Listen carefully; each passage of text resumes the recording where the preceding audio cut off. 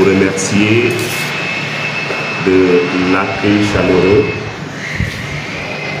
que vous nous avez accordé, mais en amont de toutes les dispositions que vous avez prises pour la bonne tenue de cet atelier, comme vous l'avez dit, qui est un atelier très important. L'objectif de la mission, c'est un atelier de partage des observations de l'équipe technique nationale sur le rapport diagnostic que votre académie a eu à produire dans le cadre des projets académiques. Cette mission est une mission du secrétariat général du ministère de l'Éducation nationale que j'ai l'honneur de diriger et qui, conformément à ses missions, le secrétariat général a des missions de coordination de tous les programmes du ministère de l'Éducation nationale, mais aussi elle coordonne et suit les activités stratégiques des différentes structures au niveau central comme au niveau déconcentré. Et je pense que c'est pourquoi le ministère accorde une attention toute particulière à cette activité qui s'inscrit également dans le cadre des actions prioritaires de M. le ministre de l'Éducation nationale, M. Cheikh Oumar Anne. Pas plus tard que lors de notre réunion, notre dernière réunion de coordination du 5 janvier 2023, M. le ministre de l'Éducation nationale a décliné ses activités prioritaires, parmi lesquelles l'amélioration du dispositif de pilotage pour un management de qualité. Et je pense que ces projets académiques s'inscrivent dans cette dynamique, dynamique qui permettra de renforcer le dialogue de gestion à travers ces projets académiques. Et également permettre à la systématisation des contrats de performance, tant au niveau central qu'au niveau déconcentré. Et je pense que nous avons été tous présents, M. Lia, lors de la réunion de rencontre entre le ministre et l'ensemble des 16 inspecteurs académiques, rencontre au cours de laquelle le ministre a signé des contrats de performance avec les premières 5 académies pilotes. Et désormais, c'est ce qui va en tout cas être la pierre angulaire qui permettra d'atteindre la performance. Il ne s'agit pas pour le ministre de signer simplement avec le niveau déconcentré, mais avec le niveau central aussi. Le ministre va signer des contrats de performance avec tous les directeurs nationaux appelés aujourd'hui des RPROC, les responsables de programme. Cela s'inscrit également dans la nouvelle réforme que le Sénégal a entreprise, notamment dans la gestion des finances publiques, dans le cadre de l'harmonisation d'une politique économique entreprise par les 8 pays de l'UEMOA. Et je pense qu'on va de plus en plus vers, si on peut l'appeler ainsi, vers la contractualisation avec l'administration. C'est pour pouvoir véritablement avoir des résultats, n'est-ce pas, dans toute la politique de l'État, spécifiquement au niveau de l'éducation. Donc il s'agira de fixer, n'est-ce pas, entre le niveau central et le niveau déconcentré des contrats d'objectifs, bien sûr qui seront évalués, et pour pouvoir identifier les points forts, les difficultés et trouver des pistes de solutions pour un système éducatif de qualité. je voudrais également aborder l'aspect changement. Parce que cette politique aussi s'accompagne avec la conduite du changement. Le changement, on le prépare, le changement, on le gère, le changement, on le soutient, on l'accompagne. Parce qu'il faut un changement de paradigme dans la mesure où nous étions tous dans nos zones de confort. Donc ces projets académiques, je parle sous le contrôle du coordinateur du PADES, constituent, si vous voulez, un instrument de mise en œuvre du paquet. Donc beaucoup de paradigmes vont changer et on voudrait également accompagner les acteurs pour s'adapter, n'est-ce pas, à ces nouveaux changements. Et c'est pourquoi également le ministère de l'Éducation nationale, appuyé par le projet canadien Assistance technique pour la mise en œuvre du plan Sénégal émergent, accompagne le ministère dans le cadre de cette conduite du changement. Je le dis très à l'aise parce que je suis le point focal de la gestion du changement au ministère. Je pense que des efforts sont en train d'être faits pour véritablement atteindre ces objectifs. Je ne veux pas être très long. La rencontre va nous réunir pour 2 jours et nous osons espérer que ces échanges, ces débats qui vont ressortir en tout cas de ce conclave puissent être bénéfiques pour l'académie de manière spécifique, mais également de manière générale pour le système éducatif. Donc, je vous remercie et soyez rassurés que tout ce qui sortira d'ici avec la collaboration du coordinateur du PADES sera transmis aux autorités du ministère, le secrétaire général, le ministre, pour véritablement avoir, comme je l'ai dit, un système éducatif de qualité. Je vous remercie de votre attention.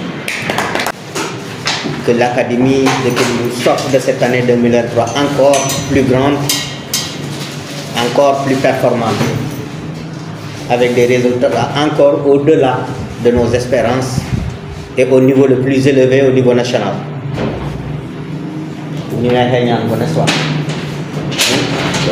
Voilà, merci beaucoup. Alors ceci dit, je le disais tout à l'heure, nous avons commencé un travail important depuis quelques mois déjà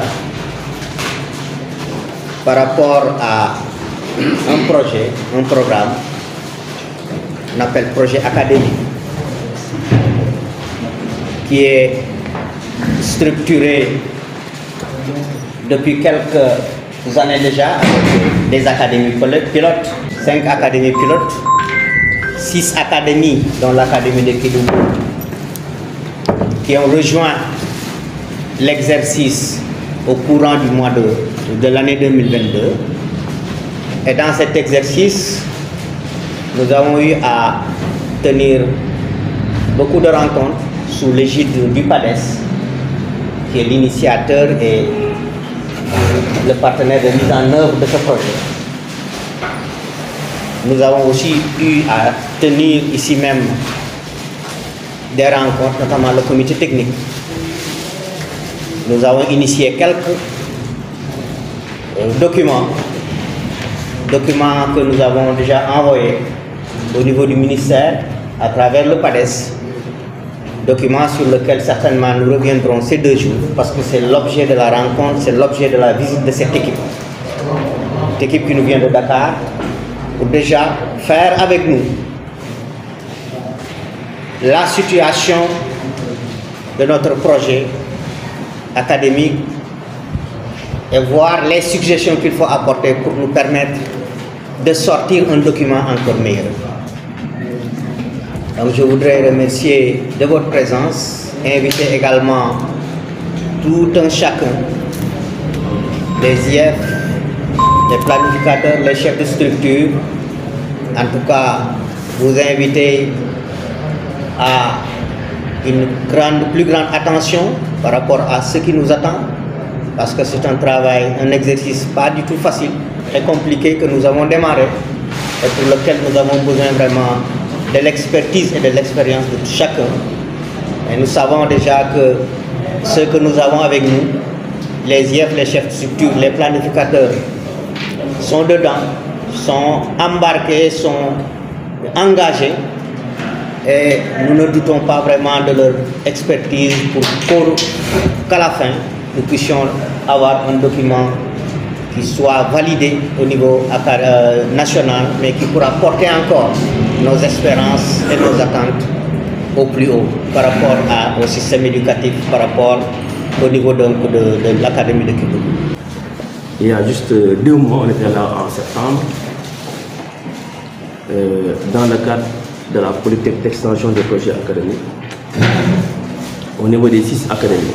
Donc, au moment où nous parlons, d'autres missionnaires se trouvent au niveau de Kolda, Louga ou Diourbel. Et nous avons choisi cet axe aujourd'hui pour partager avec vous les résultats de l'évaluation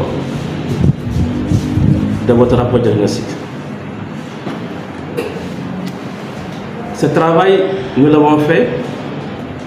Je ne vais pas revenir tout ce que le CT, chef de mission, a déjà dit. Je vais juste m'appesantir sur des aspects beaucoup plus techniques. Et M. Cherba fera le nécessaire au moment opportun. Mais globalement, on est là aujourd'hui pour évaluer le rapport diagnostique de l'Académie de Kédougou. Nous avons changé de stratégie. Parce qu'après tout, nous sommes en recherche et action. Au moment de la première cohorte, le travail a été fait. Là, on a juste envoyé le rapport de l'équipe technique aux académies pilotes. Cette fois-ci, donc l'occasion faisant le larron, quand le compte rendu a été fait aux autorités du ministère, ils avaient estimé, dans le cadre du secrétaire général, où le projet il doit loger, et comme il l'a encore rappelé, où il y a la coordination vraiment nationale, on avait estimé qu'il fallait vraiment aller vers les acteurs pour davantage sensibiliser les acteurs que vous êtes de l'importance vraiment de changement de paradigme dans la mise en œuvre des politiques éducatives au niveau du système. C'est pourquoi le secrétaire général, qui a une ligne de suivi, a estimé qu'il fallait convoyer une mission. C'est ça qui justifie aujourd'hui la présence de cette mission au niveau de l'Académie de Kédougou. Hier, on était à Tamba et aujourd'hui, on est là. Donc aujourd'hui, on va ensemble partager le rapport diagnostique avec les observations et vraiment les conclusions de ce rapport. Donc, et c'est pourquoi Madame la EGA avait insisté sur ce qu'il y ait la présence des pilotes. Parce que quand on doit changer de paradigme, la présence des pilotes est fondamentale. Parce que dans le PADES ne construit pas. Le PADES, il est dans le soft. Le soft, c'est qu'on est parti d'un problème, qu'on a un problème de pilotage de façon générale, au niveau central comme au niveau départemental. Et ce dispositif de changement, qui est une des composantes importantes du PADES, on appelle accompagnement au changement, où l'essentiel des ressources était positionné à ce niveau, mais également qu'il faut ce qu'on appelle un pilotage rénové. C'est ça qui a conduit au projet académique. Et dans le processus d'élaboration, nous ne sommes pas dans un cadre, dans une base close, nous sommes dans le cadre vraiment, on dit que l'école est l'affaire de la communauté. C'est pourquoi on doit se retrouver autour d'un projet commun, qui doit regrouper l'ensemble des acteurs. Et surtout que les pilotes que vous êtes, les directeurs de CRP, les IA, les IEF, vous avez, au moment de l'appel à candidature, vous avez déjà des visions. Donc le projet académique devait davantage renforcer cette vision autour d'un document de planification stratégique au niveau de l'IA et opérationnel au niveau de l'IEF. C'est ça la volonté des autorités. Donc c'est ça qui explique la mise en œuvre du projet académique, qui est soutenu par le PADES. Ce n'est pas le PADES, si vous regardez toujours, on l'a toujours répété, que le PADES était un instrument à la mise en œuvre des paquets, qui n'a rien à voir avec tous les projets du ministère. C'est un projet particulier, le PADES. Le PADES, c'est le paquet. Donc tout ce que le PADES fait contrairement aux autres projets, si vous regardez, ce sont les directions qui sont les acteurs de la mise en œuvre de ces politiques. Et cette activité, c'est la DEPRE, qui est le coordinateur du paquet. C'est pourquoi M. Cheikh fera presque l'essentiel des présentations, parce que c'est eux qui constituent l'ossature vraiment de cette activité-là. Donc c'est pourquoi on avait estimé qu'il faut encore une fois changer de paradigme et sensibiliser les acteurs. Et je crois que les 2 jours vont servir d'abord à comprendre davantage les enjeux pour pouvoir améliorer vraiment le processus pour que l'Académie de Kédougou ait un projet. Parce qu'après tout, on dit, je pense que je l'ai dit, que quand on a un malade, si le malade n'est pas bien diagnostiqué, on risque de lui administrer des médicaments qui ne vont pas le guérir. Donc, votre académie, si le diagnostic est mal fait, ça veut dire que vous allez avoir un document qui ne correspond pas du tout fondamentalement au mal de l'académie. C'est pourquoi ce travail préalable il est important. Donc, la présentation des objectifs, des résultats d'analyse, je voudrais vous montrer de la suite à donner. C'était